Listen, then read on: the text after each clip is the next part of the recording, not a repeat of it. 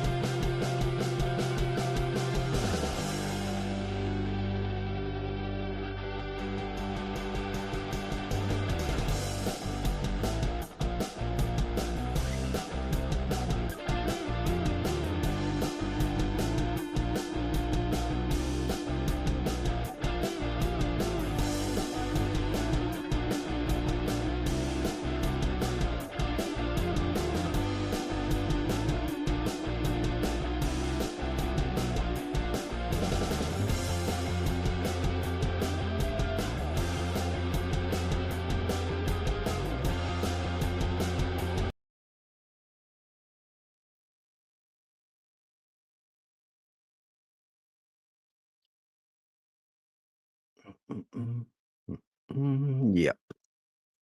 Every week there has to be something. Oh yes, it wouldn't be the same, would it, people? It really wouldn't be the same.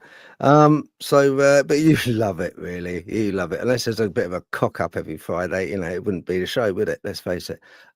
Welcome anyway. This is Dogman TP Hunting, and if you're listening to this, it'll be on the Interdimensional Voyagers podcast. Going to bring up the co-host as well from let's have a look, Goldfish Paranormal. Okay, show some love. Facebook page, brilliant. Okay, here we go. Hi, Nat. Hello. Hi. I was waiting for you to start talking. I thought the credits have finished and Phil's not on yet. And when you said you'd been messing with the intro, I was like, right, okay. Yeah. That was going to happen today. Because that was it last week. I think it cut off early and we were all sitting there waiting for it to finish and it had already finished. Yeah. Last week was quite funny. It was cutbacks last week. Cutbacks, was it? Yeah, daylight saving time on the credits. Yeah, so I thought, well, because of the cutbacks, I thought, well, I won't, sort of go too far with the old intro and stuff. And I just thought it'd just be cut straight to the guests and ourselves, and poor old Di, honestly, I felt sorry for him because he was just taking a glug of water at a time. Yeah, then we just suddenly appeared. Yeah, it was like a deer in headlights. Yeah, bless him. Sorry about that, Di. Be better. We'll get it right one day. Yeah, right one day. Yeah. How's your week been going anyway? It's not been too bad this week, actually. But aside from the solar flares, the solar flares, because we've had a solar flare last 3 days, and it always makes my skin crawl. So going to sleep at night's a nightmare. Yeah, it's like I'll get blue flashing lights and like crawling skin sensation. And I looked it up because I thought, I bet there's a solar flare. And I looked it up and I was like, oh yeah, 13th, wonderful. That would explain why I haven't been able to sleep for 3 days. But aside from that, I've been okay, actually. Believe it or not. Right. But that could be why I hadn't thought that, but it could be why I've had trouble sleeping. Yeah, a lot of people are really off, like weird at the moment, like either with headaches or not sleeping or just random weirdness. But I have found that a moderate to high solar flare will make my skin crawl and tinnitus. Really? And like I say, I can usually predict them now. So I usually wait for the symptoms, then look it up online, and I'll be like, yeah, solar flare again. But apparently the sun's got a really big sunspot that we're hoping doesn't face towards Earth, because if it does, it's like a really strong one. It could. I have not verified this. It was somebody that mentioned it on Facebook where I was chatting to about the blue lights behind my eyes shut. So now I'm like, please keep the solar spot facing away from us. We don't need massive sun-based EMP knocking everything out. But I know it's been a bit sort of active lately because of that 3-eye atlas. As nearer it got to the sun, the more it was kind of flaring off in its direction. Right. What you think it was? Yeah, I don't know. It is all very strange. Yeah. It is. Yeah, I think that the sun itself is very strange. When you look at some of the, I love seeing the sun photography and sun videos that they do with the special filters. And there is a few out there where you see these large black, almost like motherships pulling this plasma and stuff off the sun. You think it's like sucking it up like a vacuum cleaner. It's like incredible footage. Is that the coronal mass ejections? Because where the sun spews onto us, basically. No, those are like the solar flares, flares, the CMEs. No. Is this something different? I always mean to learn about it because it affects me so heavily. I always mean to learn about space weather, but it's actually weirdly technical when you try and learn. So it's like, yeah, it is. No, there's a lot to it, but the sun is, is a very unknown. There's an awful lot about the sun we still don't know. No, what I was talking about was like a massive, big mothership pulling like stuff, plasma and stuff off the sun. Yeah, stuff. All right, is that technical enough? Yeah, the technical term. I'm getting too technical and I'm losing it. Let me know. All right, stuff. All right. Right. Okay. Some stuff. I've done my research. I've done my research now.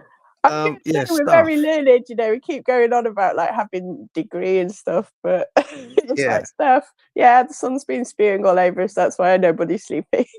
It's like sun stuff. It is. It's the stuff. I'm telling you. And there's but no, I don't know. I don't know if it's the sun flares or not, which have been making me. I just haven't been sleeping. I think it's because I caught this cold going around. This flu type thing. Oh, what? See, those always coincide with solar activity very often as well. Everybody gets ill. I'll be as tactful as possible. And for those of you that are eating, okay, I'll probably give it a break for a minute. But Snot City, man, honestly, I was just like, I don't know where it comes from. And of course, when you're sleeping, you don't want it, sort of, going on your chest. And it's either sort of dangling from the ceiling by my toes on the door frame to let it kind of almost drain out. It's really hard work trying to just, but it's not. I don't know where it's cold coming from, but so I've had. You sure you're not possessed, Phil?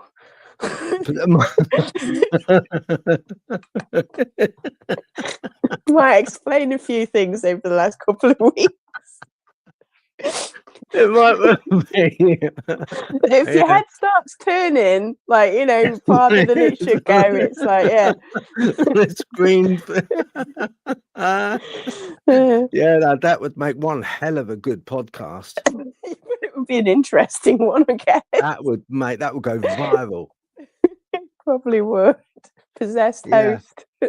Right, let's bring our guest on. We've got a very special guest.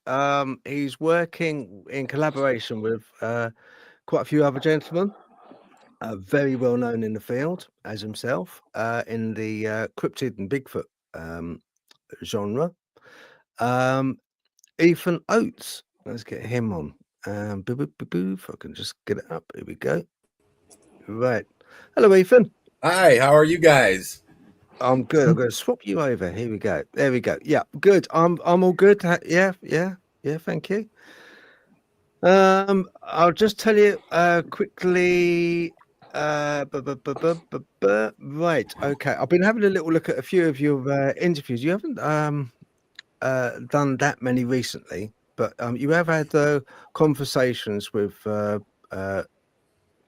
Morehead, Mr. Ron Morehead, and with Mike Smith. I saw that one as well. I just like kind of wanted to say tomorrow. You're doing this, sorry, what? Darrell will be tomorrow when I'm interviewing, talking with Darrell. Okay. That'll be tomorrow. Has filming started on this new documentary? No, it's gonna start in a couple months from now. We're trying to come up with the fundings for the movie. We're putting the movie together ourselves. So it cost a lot of money. Yeah.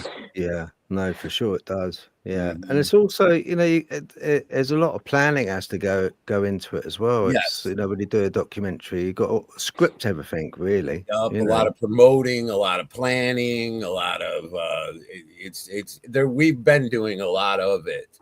It's now we're getting to the promotion part, but we had to make plans how we were going to go into this location, the safest way, different ways that, not just one, we tried to locate different ways, because, we don't want anyone to stop us from going in there. We believe the military watches the area. So we kind of got a hint on that. So we're kind of like, we're going in quiet. We're not giving off the location because of that. Because we want to go in there. We want to be able to, bring to everybody a little bit more evidence, at least, of what's going on in the world. Okay. No, that's cool. When did who came up with the idea of doing this as a documentary? Was it the area that dictated it? Did someone go to the area first of all? I'll fill you in on that. So what happened was I recently visited Solomon Island in last February, and I seen giant creatures there with two other people that I went with. And the chief of the village we stayed at told us all kinds of stuff, just straight up. He liked me because I'm anti-government kind of guy. So we clicked. And he just let go of everything on me. And I thought he was playing games. I thought he was tricking me. I didn't believe in Bigfoot when I went there. And I believed there was aliens because I've seen ships before and, flying, hovering things and stuff like that. So I believed in that category, and I believed in the paranormal. But I didn't really get the Bigfoot thing. I was kind of like, a lot of it looks like people dressed up in costumes, trying to trick people. And I'm sure that's what's going on, with a lot of them trying to make a video go viral or whatever. And so I went to Solomon Island and we got to see giant creatures, and there was probably at least 60 or more in a field area that I could see clearly. The other ones they were out there. There must have been at least over 100. It looked like a big festival going on. And we were up on a hill looking down in a ravine, and I could see them before I even put the binoculars to my face. And when I put the binoculars to my face, I seen all kinds of different giant creatures. I seen ones that look similar to Bigfoot. I seen alien creatures on the ground next to these creatures. I seen ones with horse heads. I seen ones with there must have been 60 different looking creatures down there or more. And it blew my mind. And my friend, when I was looking through the tribal guy's binoculars that he gave me that took us up there, my friend, she was already snapping pictures on her phone. She had one of those little cameras, and that hooked to your phone. And she was already, and I looked at her and said, "Give me your binoculars." And she reached in her pocket without even looking, his hand and me like, "Leave me alone," kind of thing. She was snapping.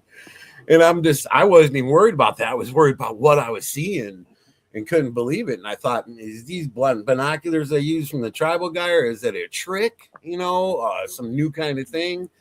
And I grabbed her binoculars and went and looked, and I'm like, I couldn't even talk. I couldn't even say anything. And it was probably, time went by fast. I got to look a little more, and the tribal guy said you could hear this big crash noise, almost like a tree fell down, boom. And he goes, it's time to go.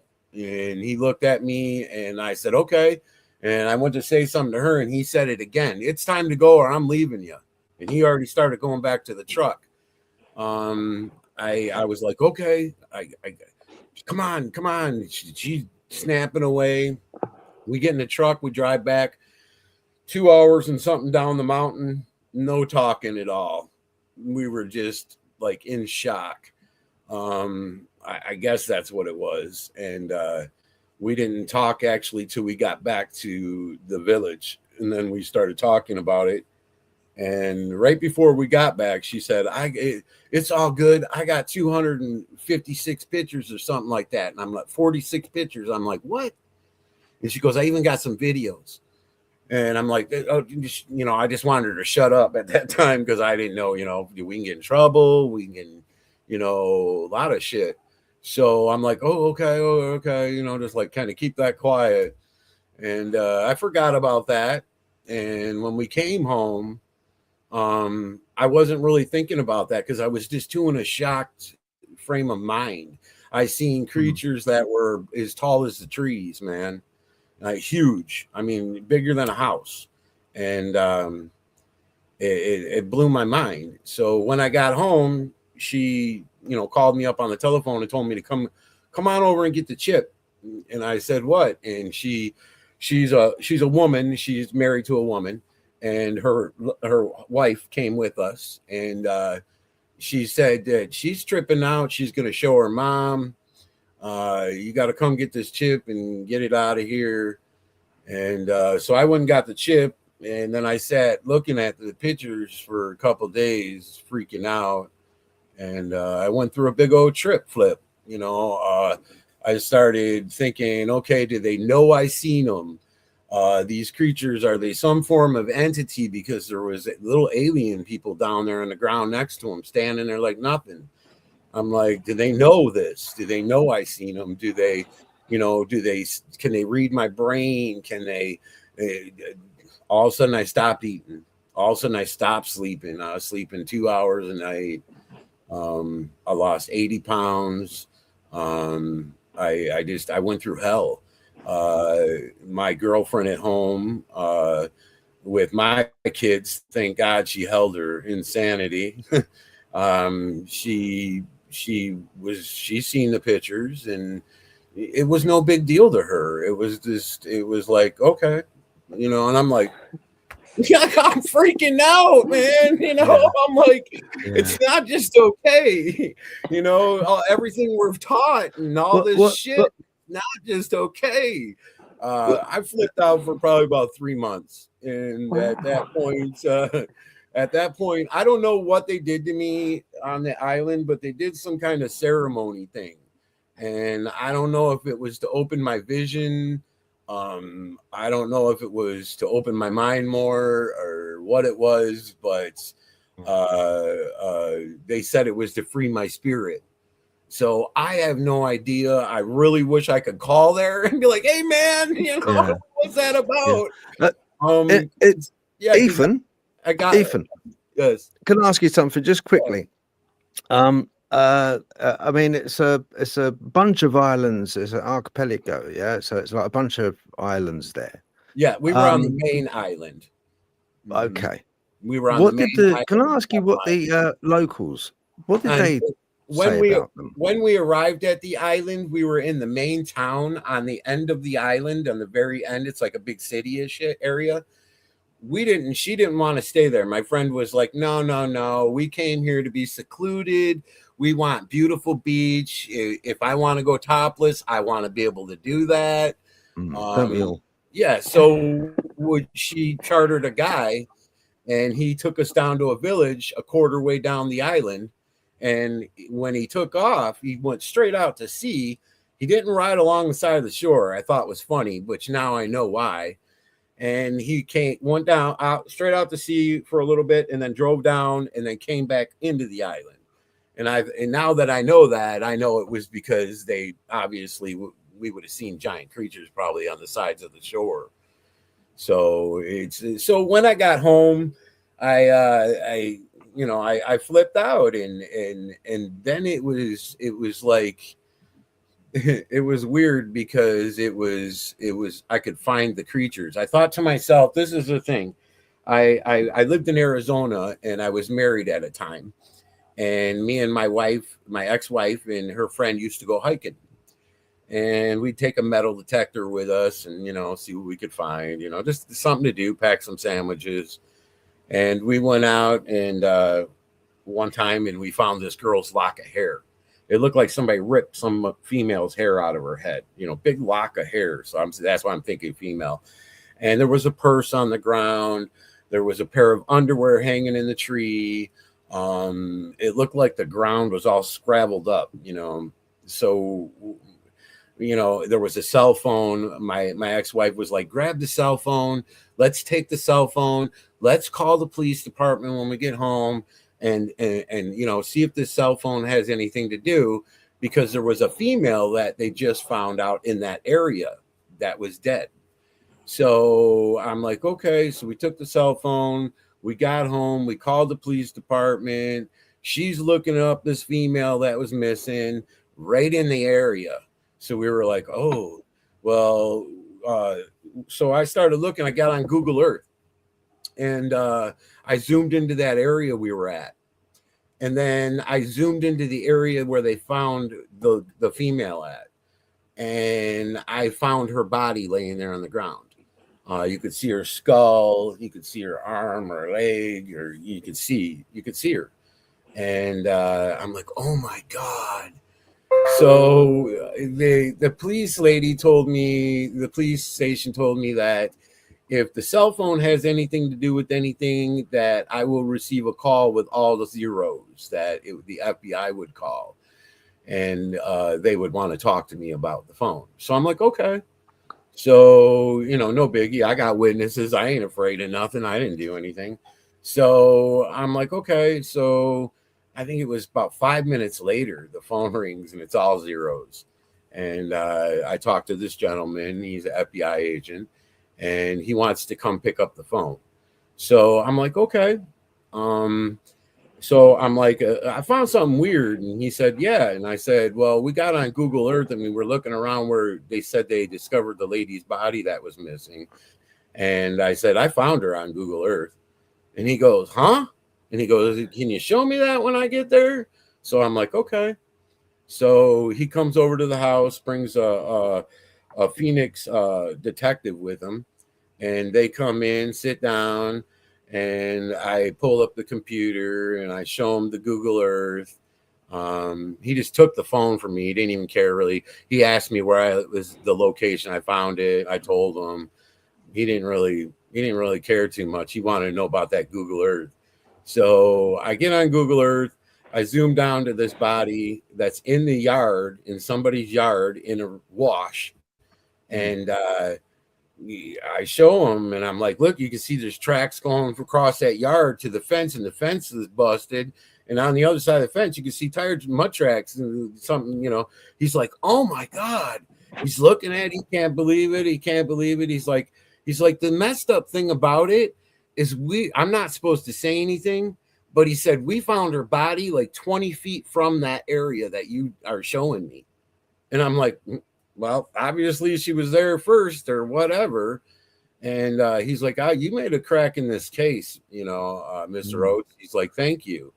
Well, about 3 months later, he called me up and had me take a look. They were missing another person in the desert, and I found that person.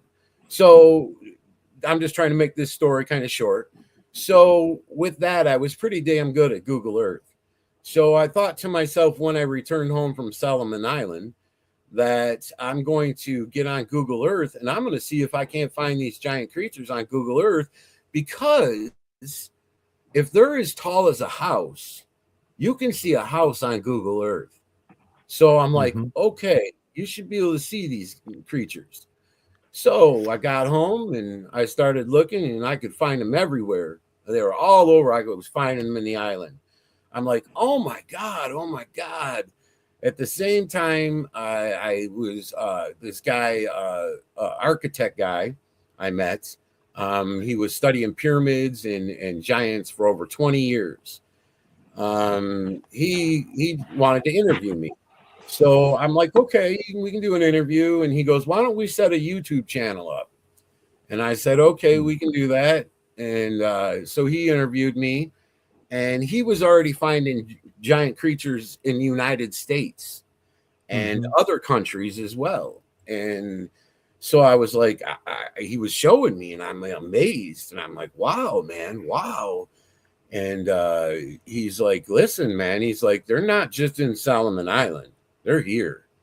And I'm like, okay. They're where? What? They're what? They're where? Where? In the United States. So Oh, yeah, I'm sure. like, yeah, I'm like, what? And it was like he was trying to prove to me they're here. And at the same time, I'm thinking, I don't want to hear that. I don't want to hear that. I've already went through enough shit over coming home, making spears. I got 3 boys, 3 little boys. I'm like, I'm scared. I don't want nothing to happen to my boys. I want them to grow up and have a normal damn life. Yeah. I want them to get jobs and have wives and children and be able to experience everything that we all experienced, and not some chaos shit. So I'm thinking all this, going nuts, trying to hold my insanity. And at the same time, I'm like, okay, well, then we start finding these creatures all through the United States. And after that, it was like Joe backed off. His name was Joe. He backed off because he was getting nervous because I started talking about the military bases and the creatures that were in the military bases. And he was like, I don't want to talk about that. I don't want to talk about that. And I was making videos about it, showing the creatures in the military bases. So he got nervous and he backed off at that point. And, at that point I couldn't stop. My vision was getting stronger and stronger. Every other day I could notice so much of my vision just gaining strength. And so it got to where I could go outside and walk down the street and I could see the creatures. I could find them partly invisible, coming in and out of dimensions, I guess, or portholes. And it just kept getting stronger. And then I had a spot where I would go to, and a lot of times when I go there, things would just be different. One day I might see a giant alien creature standing there. The next day I'll see something else there. So it was like a hot spot, but it happened, throughout a lot of different places. But there was one main spot I go to. So I would go to that spot, and of course, when you go out in the woods, your mind's free and you're thinking and you're peaceful, and you sit down and you just think about stuff. And so, Ethan, would you say that you've always had the ability to see, be aware? Let's say that, be aware of things which aren't the norm. Growing up, even when you were younger, I had an alien encounter. I guess it was alien. I don't know what it is. Super forces, whatever it is, I don't know.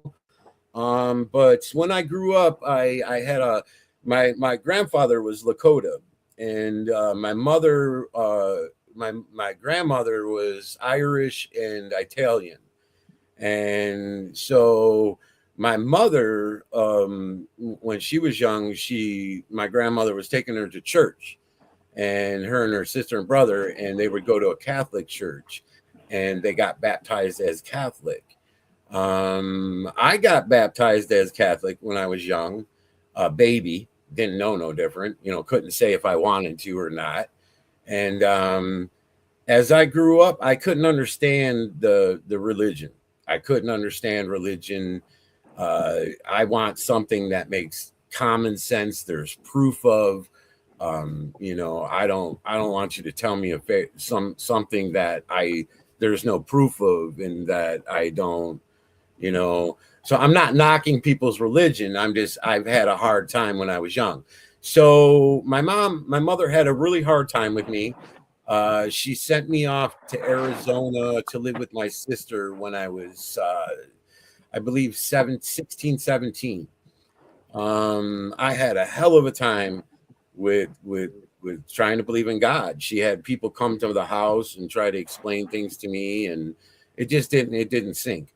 And so I wanted to know more than anything, who to believe in. And I just couldn't understand why all these different people, different cultures, different, countries, different, have different gods. And I'm like, why do these guys all have different, where's the black God? The Arabics have this guy. Where's the black Santa? None of it made sense to me. So I'm thinking, why are people being left out? Because how come there's not a black Jesus? You see what I mean? And I'm a love people. I love all kinds of culture people. I have no problem with people. I just couldn't understand that. And so she shipped me off, and one night I laid down in bed and on my back, and I had my sister's dogs in the bedroom, and they woke me up. They had their faces on my leg on the bed and whining. And I looked, and I'm like, whoa, I pushed at them, like, stop. They're both whining. One's a pit bull and one's a big German shepherd, and they're growling and whining. And I'm like, not with their teeth, but just whine, like, all worried, like worked up. So I looked at the dogs, and I'm like, they're looking up. So I looked up to see what the heck they were looking at, and there was this thing. It was floating above me. I could see through the thing, but I could see him. I could see his body. He had a body like a human. He looked kind of like an older man, humanoid. And I'm like, whoa. And it was freaking me out because of the way it was looking at me. Is I was laying in bed and it was looking at me like this. Like it was almost like it was trying to figure me out, or I don't know. And that freaked me out. So with that, I started grabbing my legs, pinching my legs, all this shit. Shut my eyes, open my eyes, looking at the dogs back and forth. Nothing. I was still seeing this. So I took my hands and put them together, and I said, F you, real loud. Opened my eyes, and the dogs were at the door trying to go through the door. So I'm like, what the heck? So I jump up, turn the light on, open the door. The dogs take off through the house. They go straight back through the house to the back wall in the laundry room, staring at the wall, wagging their tail, not growling, not mad, just all worked up, like nervousy, And I'm like, whoa. And I thought about opening the door, but I didn't, because the laundry door to go outside was pretty close to that. And then I thought, wow. So I didn't go back to bed that night. I asked my sister the next day. She said, what's wrong with you? You slept on the front room couch, man. You up all night. And I said, I seen something. And she said, oh.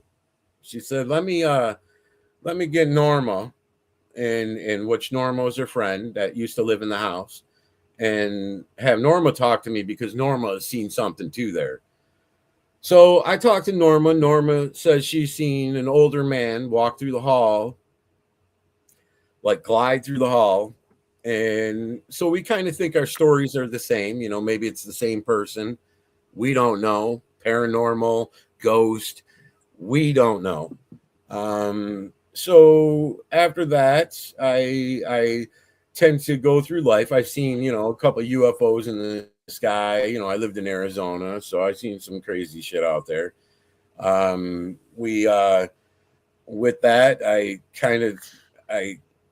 met a guy. Let me say this. I moved from there, moved to Michigan. I met this native man. 100% native, and he had special abilities, and he would find eagle feathers in certain spots. And then my mother passed away. I seen a white horse, and I told him about it. He got upset, and then 2 days later, my mother passed away. He was in the hospital when my mother passed away. He never knew my mother's name. And he got out of the hospital, and he came down to where I worked and opened the door. And I looked over, and I'm like, what are you doing here? You're supposed to be in bed, for 2 weeks when you get home. And he said, no, what are you doing here? And he goes, the point is, what are you doing here? He goes, Matilda Marie Mintier came and seen me. And I'm like, I just, man, instantly tears hit my eyes. There was no way this man knew. He never knew my mother's name. I'm like, she did. And he tells me that there was 2 other people with her. He didn't know who they were. They didn't say anything, but my mom wanted to tell him to tell me that everything was going to be okay. So I was like, wow, Yeah. About a week after that, the guy was on a bar, jackhammering it in the ground by a pond. He is about 15 years older than me. So him and his buddy standing there. I get out of the car. I'm like, hey, man, let me do that for you. I'm a younger guy. I'm thinking, hey, I can go do that. I'm gonna help this guy out. So I go hop on this jack on the bar. I start jackhammering, and as soon as I press that button, man, I could feel myself falling already.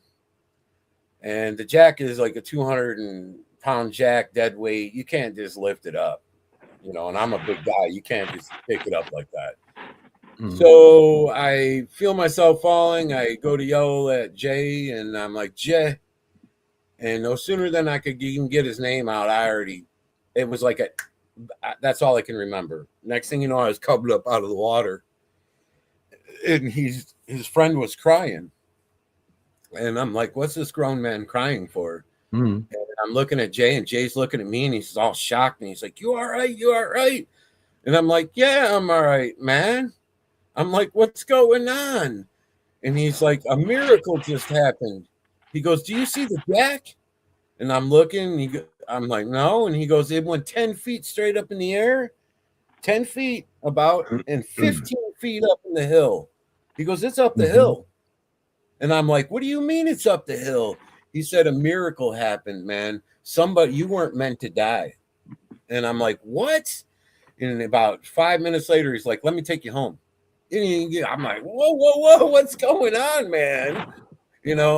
So I had a few miracle things happen with this man. And, at that point, I gave my life to the spiritual world. And everything started to equal up, and the beliefs that I was coming with and the things I was learning were from the old native tribes.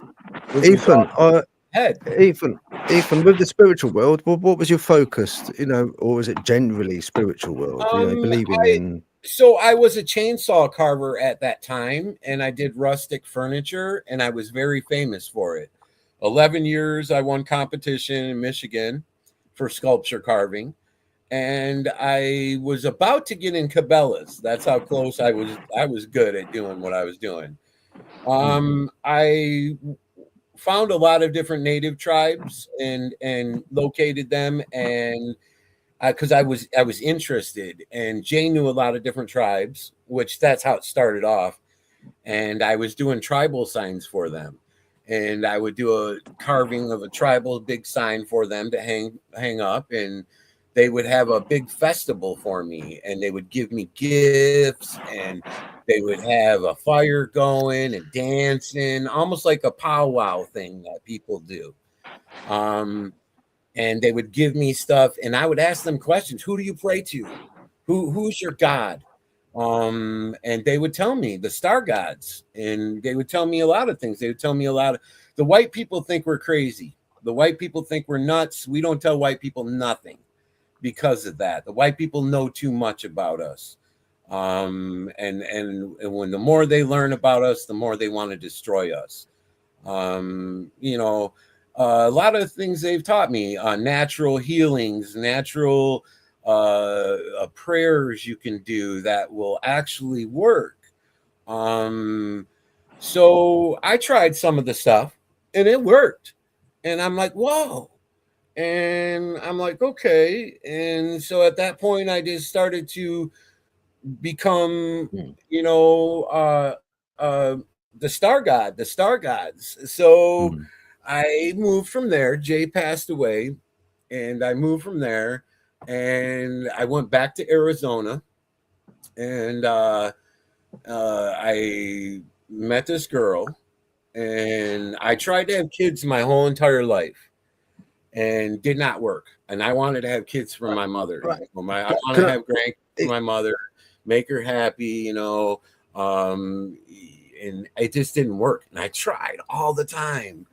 And and so we were out on the porch. Ethan, Yes. just 1 minute.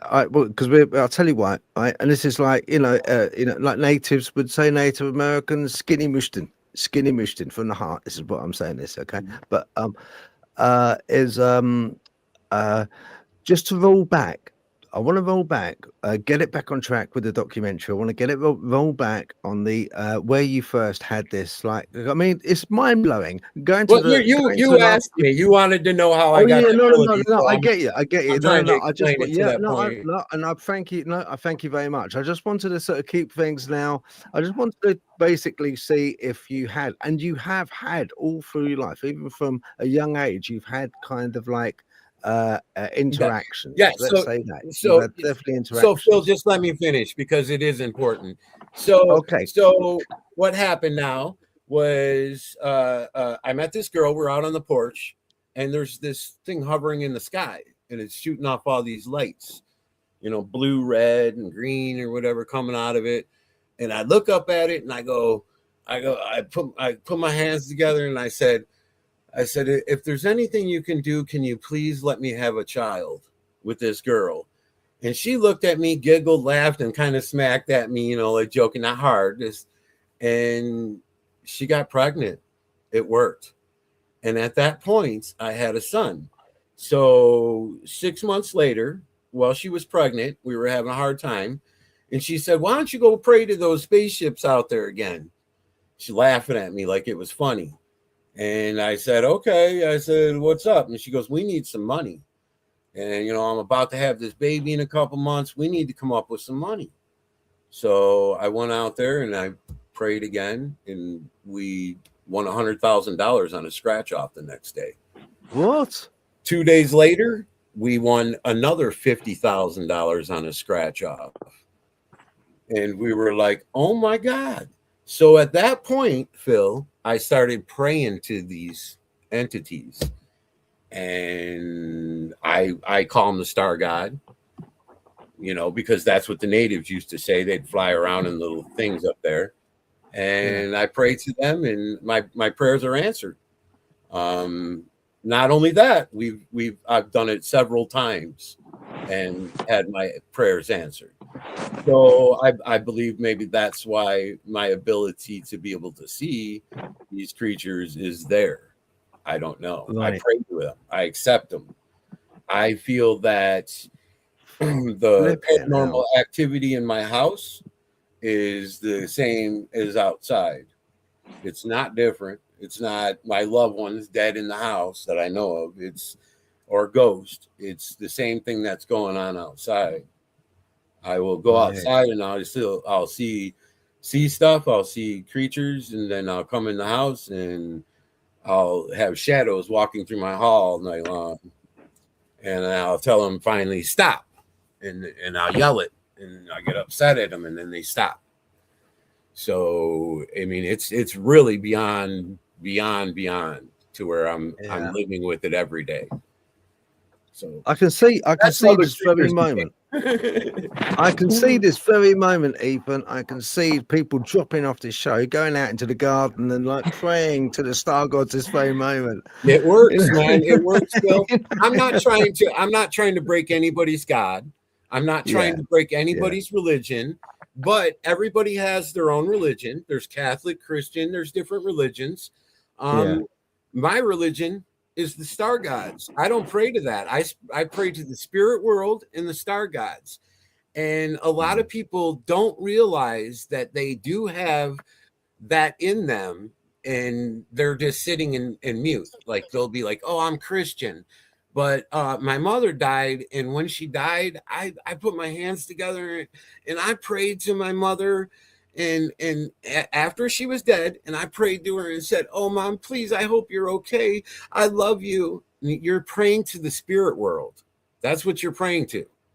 And when you pray to the spirit world, you're that much closer to being like a native would.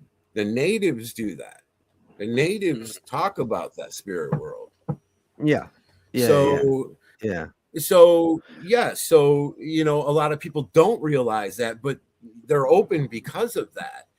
And you're open because you're praying to the spirit world. And those are the things that dead. You know, your cat died, your dog died, and you're, oh, Mickey, I love you. Please, I hope you're okay. They're in the spirit world. And you're praying to that spirit world. Now, if you pray to the spirit world and ask for help, or you ask for guidance, or you ask for, you know, or thank the spirit world for things they've done, it's a whole nother level, man. Scratch card, dude. Scratch card. A whole nother level right there. It is. It works.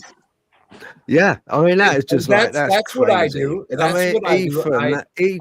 Ethan, that's crazy. I pray to them and I get answered. I have not had a bad encounter at all.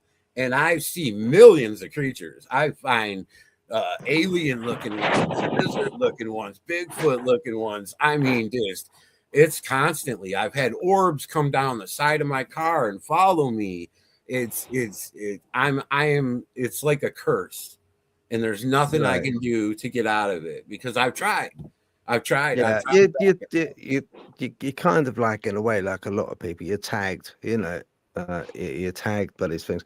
I'll tell you what, I just want to recap a little bit. You said you went to the Solomon Islands and you had this sighting.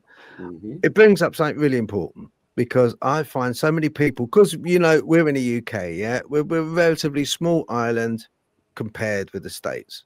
And people often say, we've got a team expert, Di, who said only last week, he said, look, doesn't really believe that a Bigfoot could exist in the UK because it's too small a country, it's an island.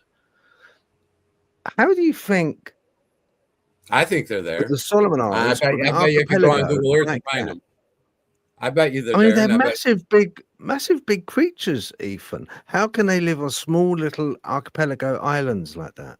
It's because for some reason, we're finding out, and not only me, there's, you know, Ron and Darrell and Mike, and you know, there's more than that, but people are starting to find out now that these creatures can go invisible. And in Solomon Island, there's 150 foot, 200 footer giant there that we located. And we measured them on Google Earth. You can perfectly see them clear, perfectly clear, like you took the picture. And he's got another smaller, like humanoid in his hand. And they're just, the trees are bigger there. But the main thing is, I don't know. We make up names for stuff. So we make up the name porthole. We make up the name vortex. We make up the name, you know, that's what we assume to call it. It might be called something else. I don't know. But they're going invisible and they're coming in and out of something. So it's either they're going into a porthole or coming out of the porthole or vortex or dimension. I don't know. And maybe that's how they do it. I've seen structure, say maybe 50 feet from me, and a guy that was 20 feet in between. He was in between me and that structure, and he had a camera and he was trying to take a picture of that structure. And I could see the invisible creature standing around the structure as he's standing there. And I'm thinking, is this guy going to walk up there? Is he going to walk up there? What's going to happen? And I'm watching, like I'm almost being entertained off it. And I'm not telling him, hey, man, because he doesn't know who I am. And I don't know if I want to tell him anything like that, he'll think I'm wacky, but he's noticing it's some sort of structure. And I didn't get a chance to talk to the guy, but I snapped a couple pictures with him in the vortex and the structure there. And in the picture, you can zoom in and you can see the creature standing there with, it's like a predator look, like the movie Predator with Arnold Schwarzenegger. And you can see this water effect, like a plastic effect.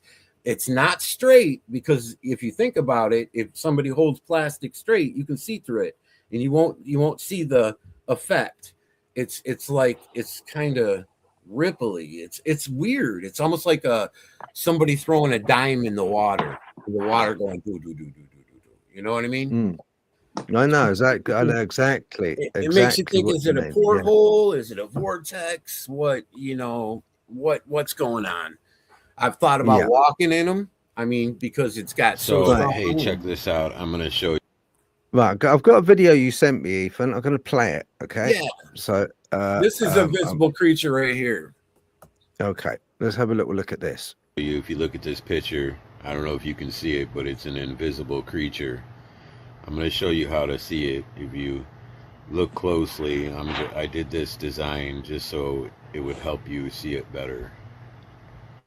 See, we can move it. That's the creature. That's right there. And if you notice, he has like a dinosaur-looking head. See him there. Yeah. Yeah, it's a dinosaur-looking head. I'm not sure if you guys can see that good. A lot of people can see it really good. And he has a dinosaur-looking head to him. And he's standing up. So I don't know if that's a Bigfoot. I don't know. I mean, he has a body like a Bigfoot, but his head looks like kind of dinosaur-y. Where did you get that? Where did you get that? From? I find these invisible creatures everywhere. I walk down the street and find them even. And they're just standing there. They'll stand there right at the wood line and look at us and not hurt us. So I don't know if they're in another dimension doing that. And because I've stood probably 15 feet from it and stood there, and as a car was driving by thinking, okay, this thing's going to eat me. It's going to do it right in front of this car. Never ate me. I talk to it, say a couple things. I walk away. So, I don't have bad encounters. I like I said, I pray to the spirit. I pray to the spirit world, man. Did I know? Do these things know that you're? Do these things know that you're there, Ethan? Do they recognize? Do they interact with you? Yeah, I watch them look at me. I watch them. They'll turn their head and watch me, and I'll say a few things. They've never talked to me. I've tried to do the mind speak thing that people talk about. Telepathy, and that seems like it might be working, but I don't know, because it's like as soon as I ask something, I get an answer right away in my head, and it's like I don't know to believe that if that works or not. You know what I mean? I don't know if the mind speak or kind of works. I know telepathy does. I mean, you can kind of read what your dog's going to do, or or a routine that you're used to. But but it's just got stronger and stronger. And so I'm going to bring it back where you were talking about. And so I started finding these creatures everywhere. And Darrell Denton reached out to me and was like, hey, man, he's like, I see these creatures you're posting, man. Do you mind checking out a couple areas for me? And I'm like, yeah, I'll check a couple areas out. And so then I went and checked a couple areas out, and one of the areas I found had a ball looking, looked like an orb ball. And I was really focused on that, trying to show him that. Is that the one that you sent me? You sent me a photo of some of those. Hang on. No, it was a silver ball on the ground. And I was really focused on it. And it didn't even it didn't even click to him. He was worried about what was in the background. He said, Ethan, he goes, it looks like a pyramid in the background. And I'm like, what? And I look at that picture again. I got him on the telephone. And I'm like, wow, it does. And I'm like, you know what? Let me just go back in that area and take another look. I'll call you back in a couple hours or message you and let you know what I if it is or what I think. So I went back in there and I not only found one, I found a bunch of them, and they were different designs to them. I'm talking, there must have been at least 50 in the area, and I didn't count them, but I'm assuming about 50. And I didn't even look any further to where there might have been more. And I started snapping pictures and taking videos, and then I talked to him, told him, and he was like, wow. And then I turned those pictures into an architect guy I knew and the videos, and he came back 3 days later and told me, I contacted my mentor, and those are pyramids that you guys have located. And so at that point, we formed a group and we teamed up and decided to try and make this movie. Right. Where we're going into. And these pyramids were on the archipelago, on that archipelago. What's that? The pyramids that you found, are they still like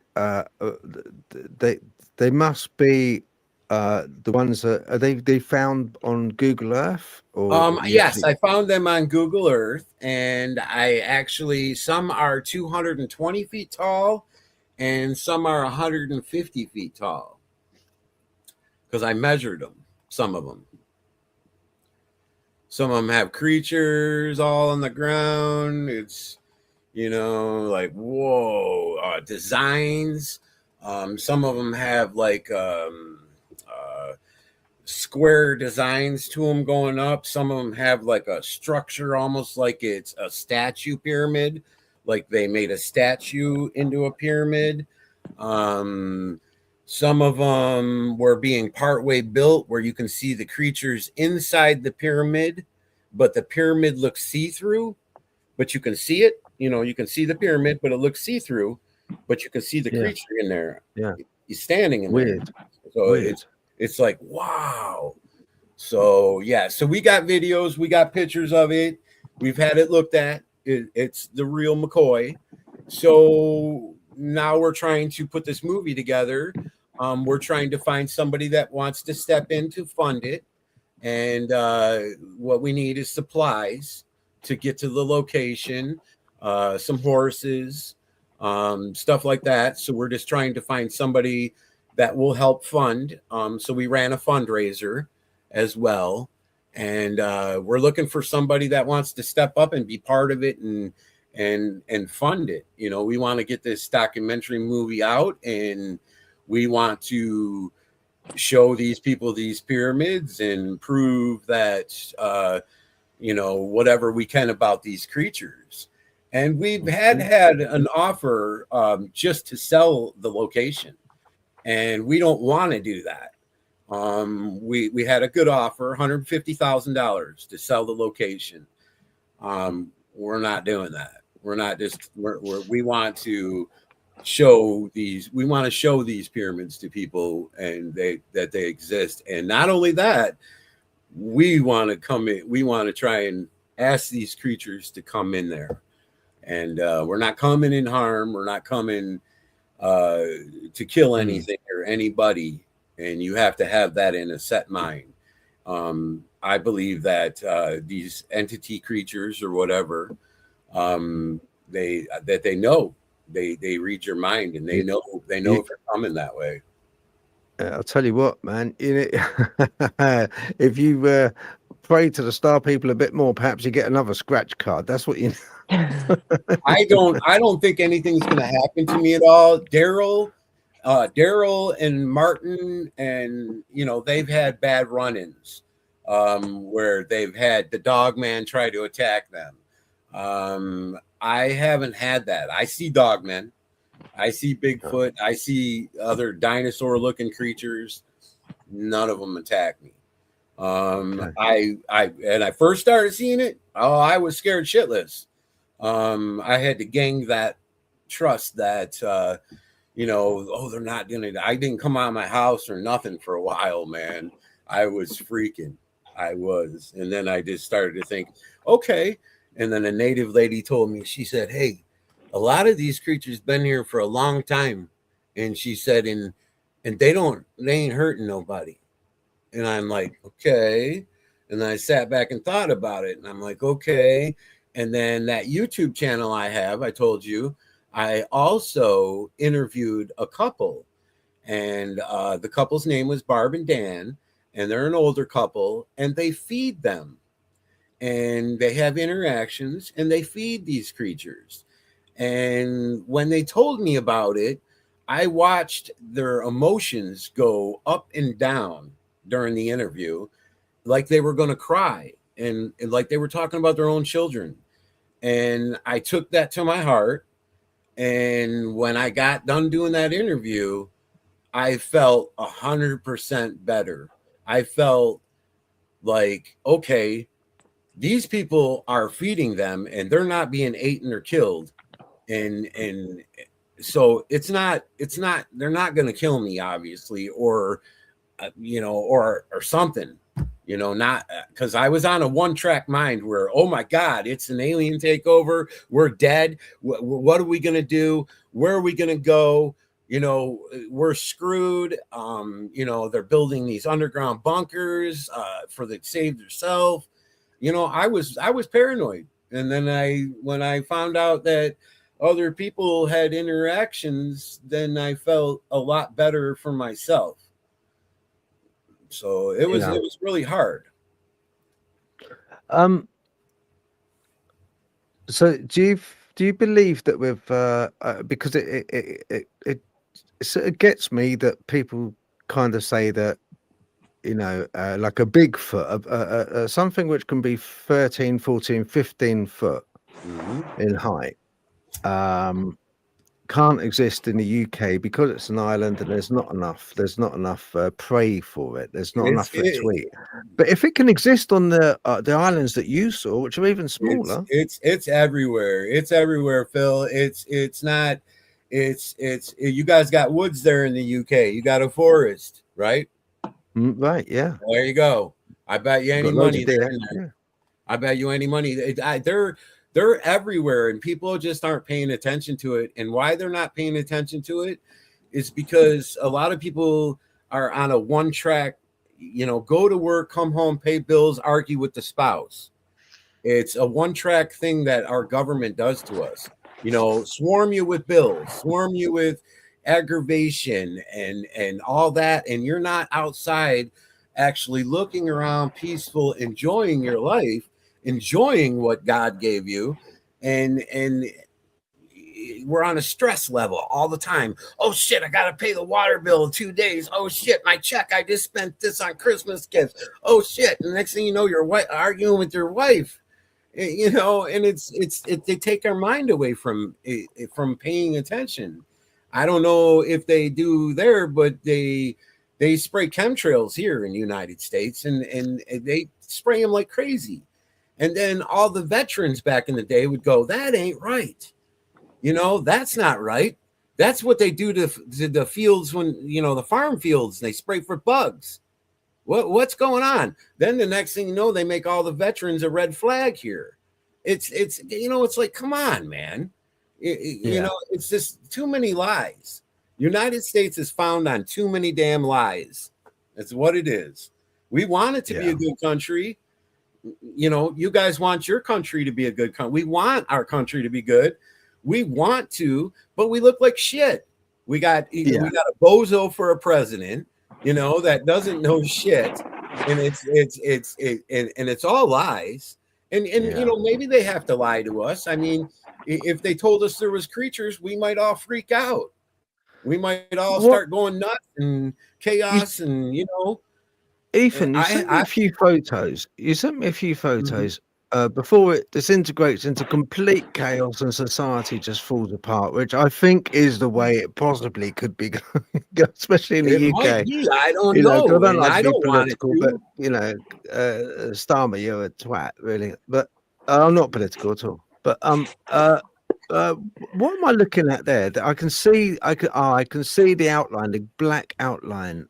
That where is It that? looks small on there, but if you zoom in, that is a creature from the LBL, Tennessee, and there's his head. Your arrow was pointing at. If you put yep, that's his head up there. That's his eyeball right there. Okay. That's his head. And then you start to go down his body, and you can see he's about 30 feet tall. That creature is. Look at the ground. You can see his feet on the ground. You can, yep, Yeah. you're pointing at him perfectly. You can see his feet. And there was Yeah. 3 or 4 creatures all standing together, and that was just one of them that got separated on that picture. But there was like 3 or 4 of them. There was actually a rake creature they call the rake. He was standing around them. These creatures aren't separated. They'll hang out together.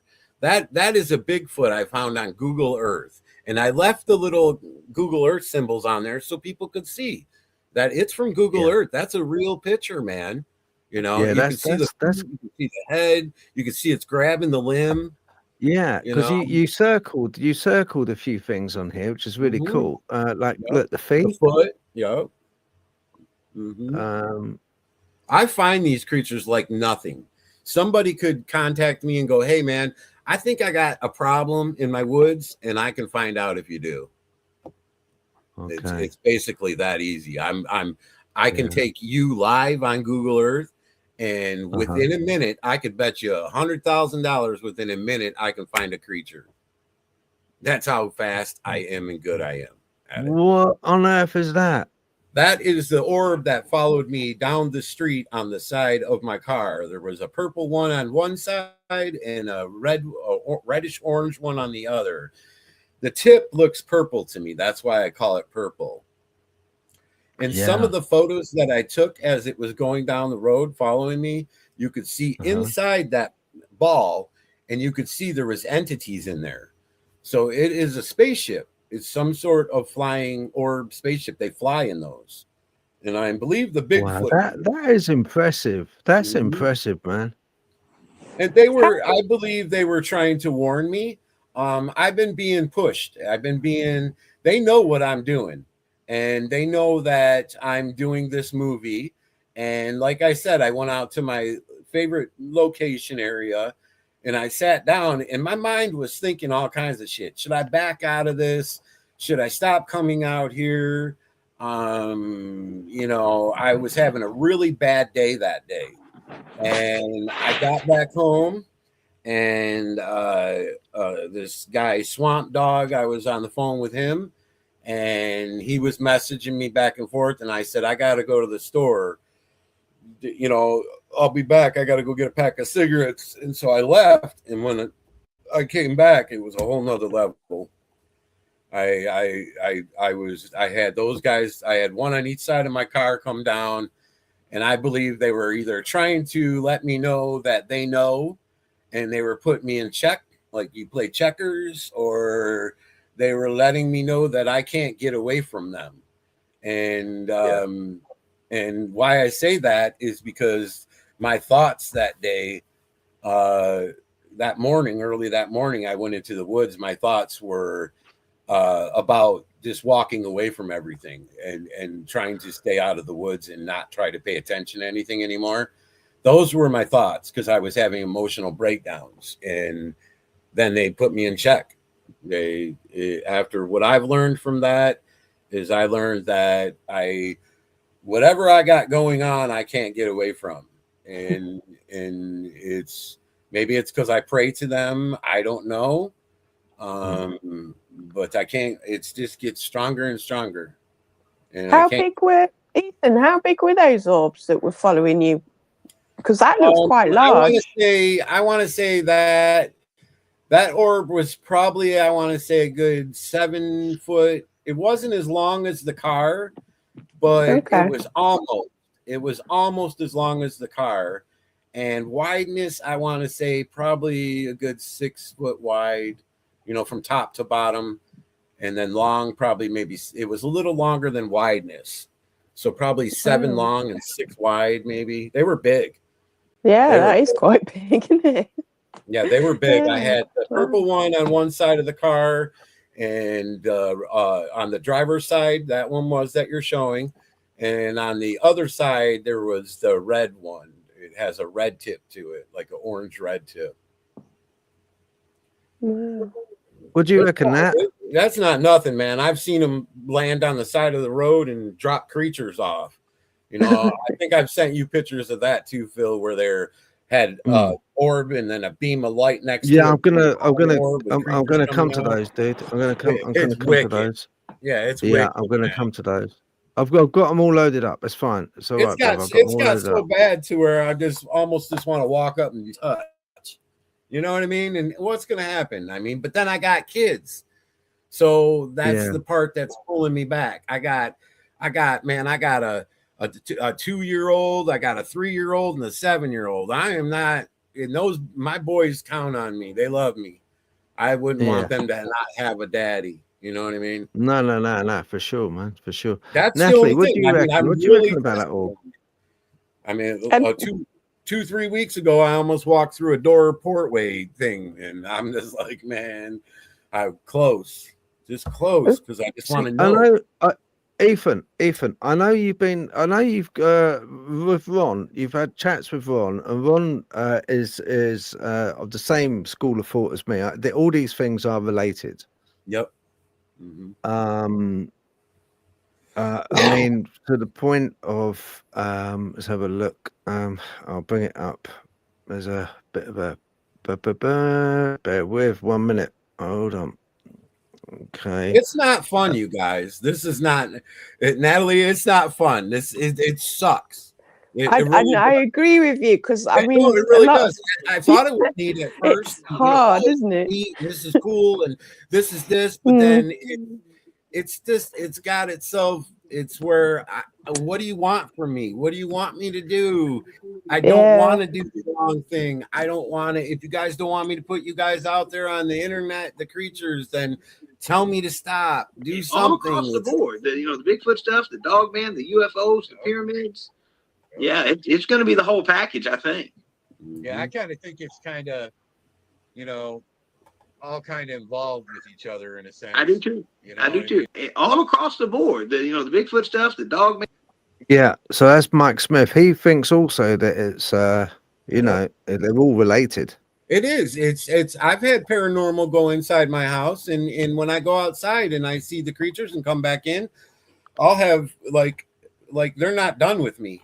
And that's how I feel. And when I come in, we'll have, me and my fiance, whatever, we'll have creatures, we'll have them going through a hall 30, 40 times back and forth, and where she's getting aggravated. And I'm like, just stop. Don't let it bother you. And, it's okay. No one's hurting our children. No one's hurting nobody. They're in our house. And that's just how we have to accept it. Ethan, what do you think to this? This is what Mike Smith said. What do you think to this when he says this? Yeah, I don't know. Well, I tell you what I think, just from a Christian standpoint, you've got the Nephilim. If you've got something that is half earthly and half unearthly, it's going to have needs from both realms. It's going to have powers and abilities from both realms. It's going to want to be in both realms. Yeah, I don't know. Well, I tell you what So what I think about that, I have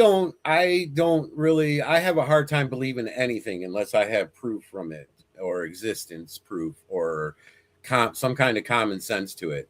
The Nephilim, I don't know if that's even a real word. I don't know if we made that shit up. I don't know anything about that. I don't believe a lot of shit because a lot of shit is made up fake. So if that's how he feels, the Nephilim, then that's how he feels. And if that's what he believes in, that's his belief. My belief is maybe they are Nephilims. I don't know. but there's nothing there to prove to me they are. They're not telling me that. They're not anything like that. So therefore, I have to figure it out myself. I'm the kind of person, I will not tell you something that I don't know. If I don't understand something, I will not tell you it is something that I'll tell you I don't understand. I don't know. You know what I mean? Yeah. So like the Nephilim theory, I have no idea. Maybe there is Nephilims. I don't know. To where my research and my point of view, I research a lot of people that, let's say, for instance, William Tompkins. I don't know if you've ever heard of him. Have you guys Yeah. heard of him? Okay, William Tompkins, very smart man. He worked for NASA and stuff, and you know, he talks about how everything's bullshit. This is their terrarium, and that's not our moon. That's their moon. And I believe exactly he's on that level. You know what I mean? Phil Snyder. I don't know if you guys ever heard of Phil Snyder. Yeah. He Yeah. used to Yeah. drill tunnels for the military. Uh-huh. So when I was in Salem Island, this is an important kick right here.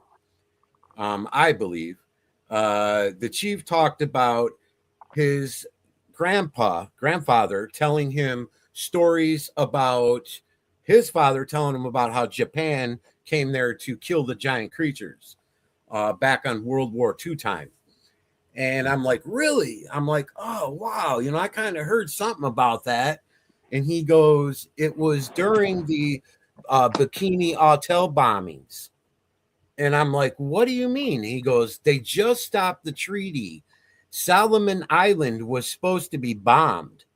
And they stopped the treaty before it got bombed. And then Japan came over here, bombarding in our island, trying to kill the giants. The giants chased them off the island. There's a skull about 30 feet out in the water right there if you want to go out in a canoe and see it. And I'm like, what? So I thought about that when I got home. And I thought, oh my God, Phil Snyder talks about the Bikini bombings and that his dad was involved with the president and he had pictures of the shit. So I'm like, whoa. So what I did was I went to the Bikini Islands. I went to find these islands that they bombed. Well, they're still there. And it's like a pizza. And say you got a pizza with a crust. And say you went and took a knife and cut the middle of the pizza out and you left that there. That's what it looks like. They dropped the bomb in the middle of the island and it goes down and goes boom and blows everything out this way and it makes a crust. So it makes this ring circle crust. If you go on Google Earth and you look at those islands they bombed, they all have a ring to them. The middle's missing, but they have an island ring and with woods and all that. And so I went and started searching those islands. And the first one I went to was the Bikini Hotel Island and the one he talks about. And I found dogmen, Bigfoot, aliens, all of it, the same creatures that we find all over there on that island. And I thought to myself, oh my God. And I found the invisible ones. And I thought, wow, I've watched this man, Phil. He seems like a very intelligent man. Everything he talks about has happened except the alien agenda takeover. They've built FEMA places. They've built all the shit that he talks about. They've done it. Yeah, okay? It was called Operation Crossroads. They've done it after he talked about it. So I thought to myself, you know what? Maybe this is the alien agenda takeover that Phil Snyder was talking about. Yeah. So then, of course, I got freaked out more, Phil, and I thought, oh shit. But then I interviewed that couple and it mellowed me back out to like, okay, some people are actually having interactions. You know? Yeah. Made me feel safer. Yeah, it was the Bikini Atoll was a hotbed, pardon the pun, really, for Operation Ooh. Crossroads. For the nuclear testing, basically both sea and air Mhm. testing at the time. So then I met this man, and he says, I'll do an interview, but he says, I want my voice changed and my face covered up. And he worked for the United States government, and he's 80 something, 80, he's over 80 years old. And he claims that they have control burns to burn these creatures back. So when these creatures get too close to the cities, they go in and they start a fire and they burn the woods back to keep the creatures back, because the creatures like to stay in near the woods. And I'm like, wow.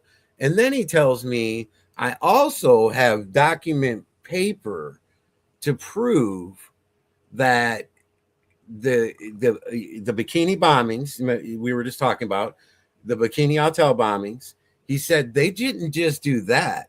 They went around and bombed all over the world to try and get rid of these creatures, and it caused tsunamis, and the tsunami came in like a flash flood. That's where that came from, he said. I want to interview him so bad, I just can't figure out how to change his voice. So I'm like, Okay. Well, if you ever get a chance, tell him that if you or both if you yourself want to and interview me, him, Phil, and you can change his voice, you know what I mean? can change his voice. Yeah, I Oh, could that even would be imitate his great. voice. I'm going to or, turn him I into can you even then. like Yes. do it phone my voice. I'm gonna. Yeah, because that's all he's like, I just can even do blur my that. face out Gives and me a change script. my voice. Yeah, Like, man. I can. Yeah, that's right. We can work something out. But yeah, get in touch with him, and then I can work something out. I can work Nice. wonders with tech stuff. So that's fine. That's not a problem at all. Right. So, are you okay for a few? Oh, have you got any questions, Nat? The only thing I was going to ask is, why are they wanting to keep them back or bomb them if they've always been here, type thing? What do you think? Do you think their agenda is for them? I believe they're multiplying. I've went on Google Earth on your laptop. You can go back in dates. So you can go 2026 to back, so many years back. I think like 10 years back or more. I went back and started looking in the same area years back, and I could see that a big change within 1 year. And I was like, wow, you would think it would be a progression of years. It was 1 year, 2025 to 2026. It was poof, like that. And I'm like, oh. And so I started thinking, and we had an incident here in the United States that they started talking about these drones they were finding and locating. New Jersey, I don't know if you guys heard about it. Everyone was going, there's these drones that are flying all over, and they're as big as school buses and shit. And people are like, oh, and they're just kind of trying to bypass it like it's bullshit. You cannot buy a drone here as big as a school bus. You can't. So that's bullshit. You can't buy a drone that big and fly it around and smash somebody's house and shit. No, common sense. So, and then you have President Trump gets on TV and says, something's going on. We're not sure, but something weird is going on. Okay. At the same time, you have these security cameras, and they have them in different places. New York has them, facing the ocean. Different places have them facing the ocean. And I was on YouTube and I'm scrolling around and I'm finding these security cameras. I'm not looking them up. They're just on there. And you can see these spaceships coming out of the ocean. You can see them coming right out of the ocean and then coming flying right towards the camera. So it would be like this coming out, and then it would go woof like that. And I'm like, oh. And I sat there and watched for like 2 hours, man, and watched hundreds of these things coming out. And I thought, that's your drone. That's where the drones are coming from. So then I thought to myself, okay, you know, because we try to figure things out. And I started thinking all these different states are seeing these drones flying around, da da da da, you know, and I'm just, you know, I went back on Google Earth and I seen the big quantity just jump from barely anything to thousands and thousands of these creatures, you know, millions of them.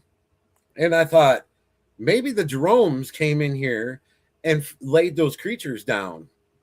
Maybe that's the change of the world. You know, when I was young, they used to talk about Antarctica, or they used to talk about what's that place? Where they were making Atlantis. And when I was young, they'd go, "Oh yeah, Atlantis got out of control. They were making creatures with humanoid creatures, and so you know, God sank Atlantis and this and that." I think Atlantis is still here. I've done research. I'm about to start showing people, but they might start weirding out. I don't know. But I've looked in the ocean, and they have a lot of spots blurred out, and I found spots that weren't blurred out, and I found stuff down there, and I also have found thousands of giant creatures walking on the bottom of the ocean, standing around, butted up to each other like they're having a conversation. Some sitting on the ground, some standing there talking, some with weapons in their hands on the bottom of the ocean, walking around. I have pictures of them, hundreds of pictures. I'm about to start releasing them because I don't know how people are going to be able to handle it. But obviously, these creatures can walk under the water and open their eyes in salt water. We can't. I don't think we can. We're told we can't. And they can breathe. They can breathe underwater, obviously, unless they have lungs like you wouldn't believe. You know, maybe they do, where they can hold it for a half hour. I don't know. But Ethan, I'm finding them. Ethan, are you okay to take a few questions from the people in the comments? Yes. Okay, that's cool. Just a quick recap for people. We've got Keith Ashton on. We've also got Daniel Williamson. Hello, Daniel Williams. Daniel J. Williams. Glad you could join us. We have got Dawn. Hello. Kate, of course. Roxy B. Who else? Got a few new ones. Oh, Larry. Hello, Larry. Muddy Skater. Hi, Di. Let's have a look. We've got just going through quickly. Please leave Nick Berry. Hello, Nick. Delroy. Hello, Delroy. Thank you for joining us. Very good to see you. We've got the boy Peg. Hello. How you doing, Pegler? See, you got nothing better to do but to listen to me. Well done, Peg. Dragonborn. Thank you very much for joining. Appreciated. Let's have a look here. Drew Hollings, very nice of you to meet. Come on, meet us. What am I talking about? Very nice of you to come on the chat. Thank you. Wouldn't be the same without you, Joy. Got blimey, O'Reilly. The wizard in the woods. Hello, the wizard in the woods. Thank you for joining us. My vlog Sunny. Hello there. Thank you for joining. Wizard in the Wood. Got a lot of questions for Wizard in the Wood. Right, I think that is one Bonapay. One Bonnet. Una Bonnet. Okay, hello. Thank you for joining. New kid on the block. Lovely. Susan. Hello, Susan. Susan's on. So Rob Green, hello. Thank you very much for coming on the chat. Appreciate it.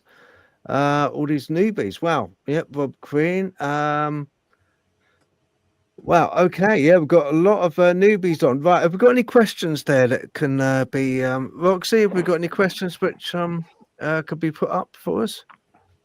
Ethan, you have no idea what you are embroiled in. Right. Okay. This is from the Wizard in the Woods. So do you have any idea? What do you think you're getting in too deep Ethan? Hopefully he can answer that, or she can answer that. I'm not sure if it's a female, male. Yeah, I have no idea what I am getting into, but it's getting into and not coming back out. I've tried to back out. I've tried to stop, and it's just got stronger and stronger. So I feel that I'm meant to do what I'm doing. And I didn't do interviews at first at all. I wigged out on myself and was scared and went through all that chaos, and I came a long way, to be able to be strong. Okay, So, have we got any more? It does. I find like that kind of stuff does have that weird effect as well. Like you say, you sort of start off thinking it's a bit of a novelty, and then all of a sudden, like you're like, whoa, wait a minute. And then everything, and like you say, I mean, I have the same problem when people say to me about, what counters have you had? And I'm like, it's everywhere, all around, all the time. What do you mean specifically? Because it doesn't go away. And it's like, I get a bit jealous of people that can go into and out of it, and it doesn't bother them the rest of the time. And like you say, you can be walking down the street or in going for a walk or staying at a random place, and you'll see stuff around you all the time. And you think there's no such thing as going anywhere anymore and simply just being there, because you're just like, oh, look, there's one there, or there's something here, or I've just seen an orb, or I've just seen a shadow, or it wants to talk to me because I happen to be here. So I do know what you mean about sort of like getting to a level and then freaking out and then trying to get away from it and then sort of getting used to it again and then having to deal with it and then getting the next level. And I tried, and like I said, I'm a grown man. I'm an ex-TV actor, retired TV actor, a famous guy, and been in quite a few movies. And I've tried to walk away, but it's this new era. It's the new time. I don't know what's going on in the world. And I noticed a lot of people in the United States are seeing them in the backyards now. That's picked up like majorly, and they're having run-ins left and right, and so it's picked up majorly, and so I don't know if it's a time of a change of the world. Maybe it seems like there's a lot of energy in the world right now, and maybe that might be it. I try to figure these things out. I've had no communication, so I wish I have. There's people that say they do mind speak and stuff, and I've tried that, but I want to hear some communication. But then again, I tell myself, if I hear some crazy, scary, that might freak me out. So I think I know that, and I think that's why they haven't done it to me, because like the couple I told you guys about earlier, I interviewed. They have sounds. They have the creatures talking in human language. And it sounds real deep and scary and they haven't done that to me. It's everything that happens. It's like I have to figure it out, which is hard, and try to figure it out with my own common sense, what they're trying to tell me. Like if you have dogs or cats and you know what your dog's trying to do to you. Oh, every time he does this, he does this when he wants that. So it's kind of like, you kind of got to figure it out in a sense. I must have did something wrong today. I went out to the woods. I seen a couple creatures. I didn't stay long. I didn't conversate, but just a few minutes. Maybe I should have stayed longer. I don't know, because now I'm sitting at home and at nighttime and I've got, major activity going in my house, to where, my fiance is getting bothered, where she's like, I keep getting up because I keep seeing something in the hall and this and that. And it's like, so it's to me, it's there's some kind of communication there. There's some kind of something they're trying to show me or tell me. Get up. Do you know you made a valid point there, Ethan. When you said about you said that maybe they don't communicate or mind speak to you because it will freak you the hell out. And I think Do you think there's any chance that these things? Do you think there's any chance that these entities they materialize or they show themselves in a way that is acceptable to the viewer? Do you think that Yes. what if you were to view a Bigfoot to another person, it might be an Yes. alien? Yes. So my point of view on what Phil's talking about, which might not be other people's point of view, and they might think, oh no, this is this, or I had a run-in with God, and that's what it was, and I don't care what Ethan says. My point of view is with the paranormal. I've had a couple things happen with me. The thing I was talking about earlier, it went through the wall. It went right through the wall. It didn't open the door. It went through the wall, and it knew I got upset because I put my hands together. I yelled "F you" super loud, shut my eyes, yelled "F you" super loud, opened my eyes, and it went through the thing and left. It knew I was upset. It left because I got upset. And it went through the door. It went through the wall. So what I think is, that, and like how Mike was talking earlier, how it's all connected. I think this is the spiritual world, and it's reaching out, and the spiritual world can have all kinds of things that's going on in it. We don't know what lived 500 years ago, 1,000 years ago. We don't know what walked the earth. And that could be in the spirit world. That could be in the other dimension. Maybe it's not dead. They do claim that we use our body and our spirit goes on. So I really feel that these paranormal events that happen to people, for instance, I woke up last night. My mom was standing there, and she was standing there looking at me, and she was in her white nightgown, and she was standing looking at me. She didn't say anything to me, but I know it was my mom, and she just passed away a couple months back or a year ago. I believe these creatures present themselves as somebody you're going to be okay with. Somebody, maybe one of your loved ones that passed away. Maybe your sister, your brother, Jesus, because you read the Bible all the time. I want to. This is the hard thing, okay? It's like the movie Ghost, and I want to talk to Phil, but I'm dead and I can't. Okay, and Phil's he's alive and I'm not, but my soul is still, because I passed away. So I'm trying to contact Phil. The only way I can contact Phil, say I'm a creature and I look scary as hell. So I can't show Phil my face, because if I show Phil my true colors, he's going to go, freak out and run. And I don't want to do that to Phil. I just want to communicate with Phil. He's my old buddy. I just want to reach out and say, hey, Phil, man, you remember me?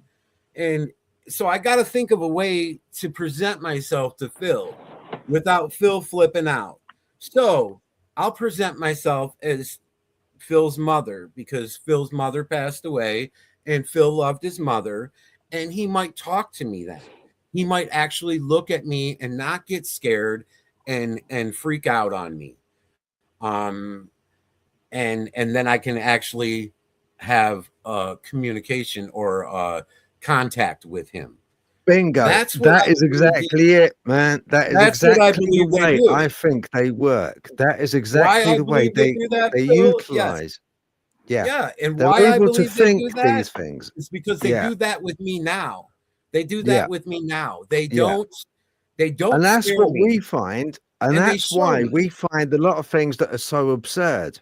If I have my mother come through that is actually you, okay, and my mother starts saying come through to me and starts communicating with me about something really random, something to do with creatures under the sea, something to do with like kind of pyramids somewhere you know, that are 200 feet tall. I'd be like, what on earth is the spirit of my mother going on about? But no, they utilize what we know to be familiar. Conduit. Yes, As a conduit. You're they can completely right. manipulate. They can quantum tunnel. They can manipulate something, look like something that is it's not even. They can make themselves just look like something. You know, here's a pop can. I don't know if they can do metal, but I know they can do trees. I know they can do rocks. I know they can do.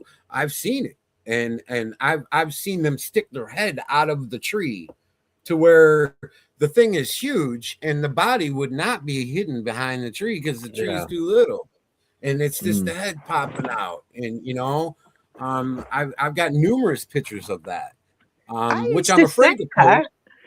I was going to say, just briefly, I used to say that about everyone used to go about pareidolia and like, oh, you're just seeing faces. And I'm like, we're seeing faces because they're there. They're coming through that thing. You're seeing the face and then it disappears again and it's not there all the time.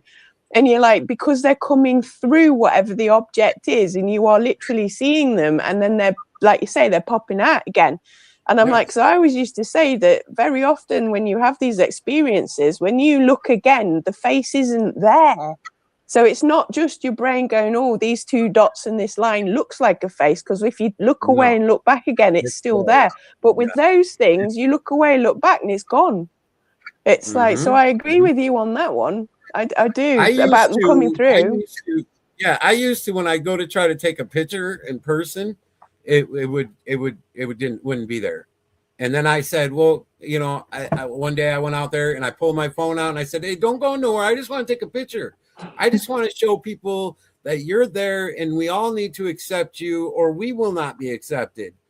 And they stayed there and they let me take the pictures. And from now on, they just let me take pictures. And I'm like, okay. So I'm like, the trail cams don't do it. Trail cams, you might as well get a trail cam. If you want to get a Bigfoot or a dog man, get a trail cam and just put it in the bin straight away. You get more luck in the bin because they can see infrared. I believe it's if they really want you to see them. If they don't want you to see them, they're too good at what they know how to do. Exactly. You know what I mean? We have we have one in our yard that pops in and out of our tree. And you know, my girlfriend, fiance would tell you, and we watch it out the window. And I said, what the hell is that? A little monkey on the ground? And she looks out the window. She's like, what? And I said, I'm gonna go out there and throw some stuff. So I went out there, took some cookies, a couple of apples that we had sitting there, and walked out there. She watched out the window. She said, as soon as you started to go out the door and you came out the door, it went in the tree. I watched it go in the tree. And I'm like, what? You know, and so I went out, throw the apples. I came back in. I went to the window.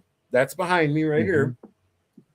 Peeked out the window, just a little peek, you know, where not like obvious, and watched. And I watched it come in and out of the tree, just like she said. And I'm like, oh my God. And so we have one in our yard. He just hangs out and he doesn't hurt nobody. You see, that's the thing, man. It's like kind of they like a lot of people, and I know because I saw on a bit of an interview. I know Ron Morehead saying that, you know, people.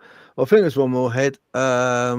It might be Mike, but saying, look, you know, it's not a good thing to go out on your own and stuff like this. But these entities, they don't turn up for a crowd of people. They won't do that. No. You know, if you go in as one or two of you, they do the personal thing, man. They do the personal thing. You know, anyone that's out to hunt them, you're looking for trouble because they know you got a weapon. They know they have weapons themselves. I've seen them. I've seen them come out of being invisible with a weapon in their hand, so that weapon went invisible with them.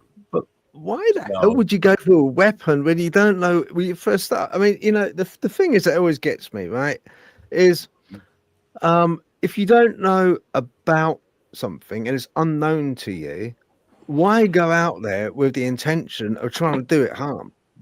You don't know about it. You don't, you know, the thing you want to do is to keep it intact and communicate. That's what you want to do, you know, not just blow its head off. Yep. So Larry's got a question down there, and so Larry, I've done like I want to say about 43 different native tribal signs during my time being a chainsaw carver. And I got myself hooked into asking everything I can ask these different tribal cultures, the Mohawks, the different ones. And the natives, they don't want to be embarrassed anymore. They just they feel that the white men think they're crazy. Anything that they tell us, we think that they're crazy, they think, and that they don't want to tell too much, because I was told that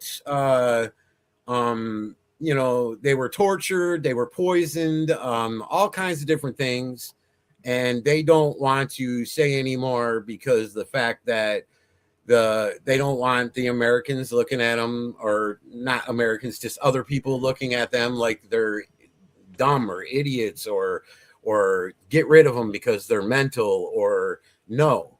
The natives, as Larry's asking now, the natives do respect these entities. They do respect them. That's how you're going to be okay. If you don't respect them and you go in the woods and you start fucking shit up, or tearing stuff up, or which we do that. We go in the woods and we tear the trees and we make a area that we think is fit for us.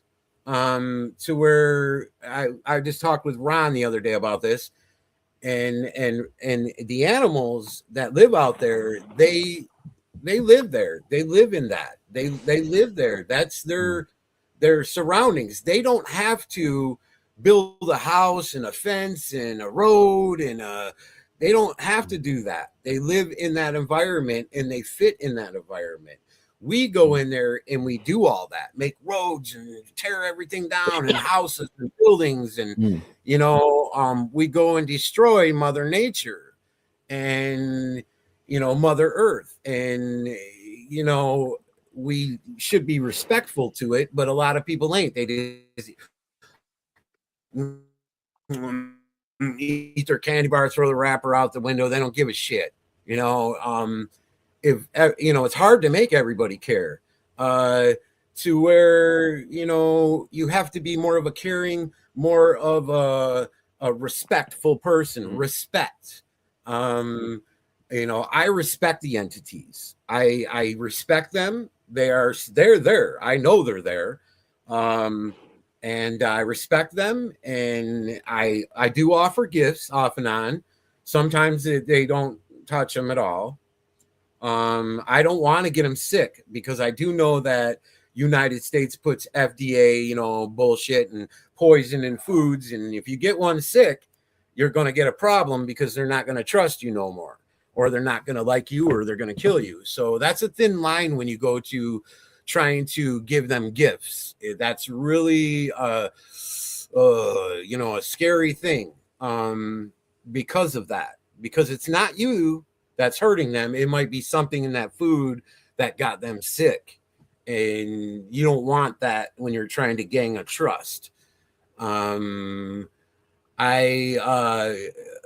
thing, the natives, I've been told that the totem pole is made over these entity creatures, and what it is it is a statue of respect. So say we have a tribe, us three, and there's a couple other people. So I build this totem pole and I stick it up, and it has all these different creatures all the way up that totem pole. What it is these creatures can morph into the trees. I have thousands of pictures of them like that. I have pictures of them where they're all the way up the tree, creature after creature, even where they're trying to pull a rock into the tree. And you can make the creatures out perfect. You can see it's a dog man. You can see above them it's a creature, alien looking one. You can see them. And that is exactly what the totem pole represents. The totem pole represents the entity creatures that live among Mother Earth, and that they're showing respect. So the natives will show respect by putting that totem pole in the ground. It shows the creatures respect. We respect you. So now there's no problem. Now there's not, we're not out to try to kill you. We're not out to try to hunt you. I need to, we're respect you. okay, I need to just with that question, I just need to read it out because this goes out on Spotify as well, so there won't be any video on that one. So that was an answer to Larry's question: do you believe Dogman and Bigfoot are guardians, protectors, as the Native Americans believe? So that was that question. Yeah, I just had to sort of like, you know, before you start muscling in on my job, Ethan. Yeah. Well, yeah. So the natives respect these creatures. They know they're there. The natives live out in the woods. You know, they lived there and were raised out there. They know these creatures were there. They respect them, and that's how you are going to be okay with them. Is you have to, and that's what I learned. So maybe that's why I'm okay with them, or they're okay with me, is because I've learned to respect. I respect every creature that walks on Mother Earth, no matter what they are. So, you know, I won't Ethan, hurt it. You know, this documentary, Ethan, this documentary, what is the big main takeout in your head? What do you think? You know, I know you can't talk for Ron or Mike, or Martin, but you know, you can't talk on their behalf. But what would your one big takeout be that you want to get across in this documentary, which sets it apart from any other documentary? I want to be able to show people that these creatures exist, and to where more people understand. My main thing is to get people to understand that we have to acknowledge, know they're there, and we have to accept them, or we will not be accepted. That's my main goal. I'm going to go in there and try to interact with these creatures, because they're all over guarding these pyramids. They're guarding them. They're roadside, where the street is, where the woods start. They're standing, all kinds of visible ones, standing all down that road. Every 20 foot down that road, there's an invisible creature. And so I know right at the road, we're going to have to get accepted, or they're going to let us into, you know, Darrell says they might let us in 30, 40 feet to surround us, to do something to us. I don't feel that. I really strongly feel they will not hurt me. I hope all my team members are on that same level. Yeah. And one last thing, I was just having a little look through, Ethan, and I found this bit as well. So this is a good one, since you mentioned that. So when I visited Salem Island, I got to see a grave site of giant skulls. Wow. And I walked into the one's eyeball that was on the side. I don't know if I ever got to tell you. And that skull, if you would have set it up, it probably would have been 24 foot, like the chief said. Wow. So this is a good one, since you mentioned that. So when I was, you saw on that island skulls. Oh yeah. I did an interview and it took like 3 hours. I mean, there was so much stuff that the guy wanted to know, and that I was taught from the chief of that village, and the following day, the next day after we were there, to a grave site his grandfather took him to, and which was a giant grave site. There weren't headstones like how they have in the regular cemeteries. There was skulls all over the ground, and some of them were set in like set like next to each other, like dint, like a garter line, or and then they would start to get bigger, and then they get up to your knee, And then as we started to come around that field entry, then there was big ones. And I asked the chief, I said, is that the biggest skull? And he said, he goes, that's the biggest one in this yard. And it was, I asked him how big it was. He said about 27 feet. So if it was standing straight up, but it was laying down. That's big. It was wicked. No bones. Across the field, it looked like long, maybe leg bones or something, but I didn't see any bones at all, and just skulls. It was like all the skulls were collected. It was and dumped there or something. It was weird. What's happened? Okay, hold on, stay with me. There you go. So yeah, it's playing up. I learned a lot. Are reaching. We are reaching. Back one day for that interview. Yeah, that was Ethan. That was that. Don't get it wrong, all right? That was not a gentle hint. Okay, that was not a gentle hint. All right. Do you know, it'd be really cool to have you guys on, you know, both Martin, Ron, Mike, yourself, just have you guys on just to have a group chat and you know, see what the lowdown is on this, you know, and maybe get Larry on board as well, you know, just so we can have a group chat and, you know, just get down to a few things down, you know, before you guys skip off and start doing this filming. That'd be cool. We don't know if we're coming back. I mean, Darrell's really nervous about that. He's like, this might be my last Christmas, man. You know, I hope not. You know, that makes me nervous. It just really does, because I don't have bad run-ins at all. I can get the wickedest creatures. I'm talking something that you would look at that you would just go, and you have a heart attack, you freak out. They don't bother me. They're cool with me, man. They don't bother me. And I have asked for things. I have received things. I've done I've asked for life to be taken. And they've took it.